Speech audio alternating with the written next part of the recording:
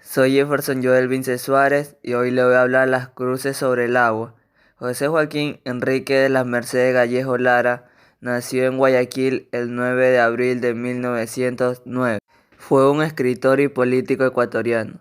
Entre sus obras más destacadas están las novelas Las cruces sobre el agua 1946, en la que recuenta la masacre de los obreros del 15 de noviembre de 1922 y cuentos como El Guaraguo, El Salvaje, entre otros. Nació en Guayaquil, en medio de una familia pobre. Fue militante del Partido Comunista del Ecuador hasta su muerte. Se dio a conocer en 1930 con el volumen de los cuentos Los que se van, junto a Demetrio Aguilera Malta y Enrique Gilberto. Formó parte del Grupo de Guayaquil, que además de ser integrado a Demetrio Aguilera Malta, Enrique Gilberto y él, incluyó a Alfredo Pareja Díaz Canseco y a José de la Cuadra. Dentro del realismo social ecuatoriano, que es hasta hoy el noviembre literario más importante que ha tenido el Ecuador. El grupo solía reunirse en la casa de Gallejo Lara, ubicada en la planta alta del número 308 en la calle Manabí. Junto a sus compañeros del grupo Guayaquil, Gallejo Lara transformó la narrativa ecuatoriana y proyectó la literatura del Ecuador al mundo por medio de etapas tremendas de violencia verbal y física. Además fue característica la producción fonética de hablar Montubio. Los cuentos de Gallejo Lara combinan trágicamente una violencia inocente, premoderna, con la fatalidad de una especie humana que se busca a tientas. De entre sus cuentos cabe destacar El Guaraguo y La Era de la Mama.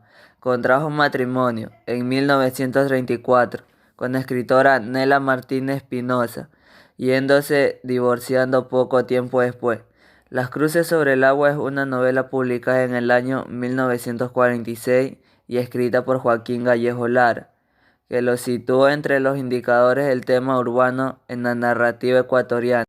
La culminación y denotante argumental es la masacre del obrero del 15 de noviembre de 1922. La novela corresponde a una época avanzada del realismo socialista ecuatoriano, ya menos costumbrista y desplazado su escenario hacia las ciudades, donde el autor ubica a los protagonistas en los sectores más humildes y marginados. Por su contenido histórico y sociológico en una obra clásica de la literatura ecuatoriana, la masacre del 15 de noviembre de 1922 se considera una gesta heroica del proletariado ecuatoriano según la tradición socialista ecuatoriana. Pese a que muchos de los protagonistas de la huelga eran de la realeza artesanal, fue durante el gobierno literal de José Luis Tamayo y se realizada por el ejército ecuatoriano aparentemente en respuesta a una jornada de saqueo liderados por algunos huelguistas ese día. Gallejo Lara, que tenía 13 años de edad en los días en que se produjeron estos acontecimientos, militantes comunistas, trasladada a las páginas de las novelas de los personajes históricos de la vida política del país. Por ello se considera que la pluma de Joaquín Gallejo Lara escribió un documento testimonial y agitación política para las personas de esa época. Sin embargo, se generalizó la confusión de la novela con los registros históricos fidedignos. Todos los años, el 15 de noviembre, los trabajadores de Guayaquil marchan hacia la ría y desde el malecón lanzan flores y pequeños cruces al agua. La ceremonia se conoce como las cruces sobre el agua, bautizada con el título de la célebre novela de Joaquín Gallejo Lara, que se encuentra en la masacre de 1922. El bautismo de la sangre de la clase obrera ecuatoriana, cuando se dio el hecho, fue justificado por el gobierno, los políticos y el clero. Por ahora, todas las explicaciones coinciden que fue precipitado por la crisis que se dio al inicio de la década de 1920, provocada por el descenso de las exportaciones de cacao. En menos de 2 años, el precio internacional de la fruta bajó y las pestes asolaron las plantaciones. Hubo despedidos masivos y reducción del salario. El cambio del dólar subió al 2 a 4 de sucre. Los trabajadores sufrieron la peor parte y se organizaron en Guayaquil junto a la Confederación Obrera del Guaya.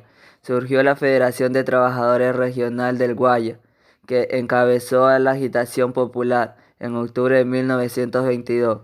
Los trabajadores del ferrocarril planearon alza salarial. Fue el inicio de un movimiento que también se dio en otras ciudades. En pocos días se sumaron artesanos, obreros, portuarios, subempleados y migrantes. También aparecieron dirigentes políticos que pedían la incautación de las divas. A principios de noviembre se declaró la huelga general y la fantasma de la protesta se transformó en una pesadilla del gobierno. El presidente José Luis Tamayo, que llegó al poder por la plutocracia y el fraude electoral, respondió con la fuerza. Mandó soldados y les ordenó: espero que mañana a las 6 de la tarde más me informará que ha vuelto la tranquilidad a Guayaquil, cueste lo que cueste. Los trabajadores controlaban Guayaquil, paralizaban por la protesta. El 15 una gran marcha fue disuelta a bala. Los soldados y la política dispararon al cuerpo de la masacre Irmene. Casi no hubo resistencia, salvo de unos pocos que asaltaron un almacén, se apoderaron de las armas y se defendieron a bala. También hubo saqueo de algunos negocios en el centro de la ciudad. Con ese pretexto de los militares acentuaron la matanza. Hasta de los balcones se dispararon contra el pueblo.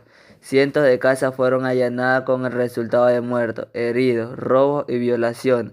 Varios centenares de cadáveres de personas heridas quedaron en la calle. Los soldados levantaron a los caídos para luego arrojarlos al río Guaya. Un bayonetazo en el vientre fue asignado a cada uno de los cuerpos para que no flotara. ¿Cuántos fueron los muertos? Difícil de saberlo, porque el inepto gobierno de Tamayo, que no pudo manejar las crisis, fue deficiente para ocultar las víctimas.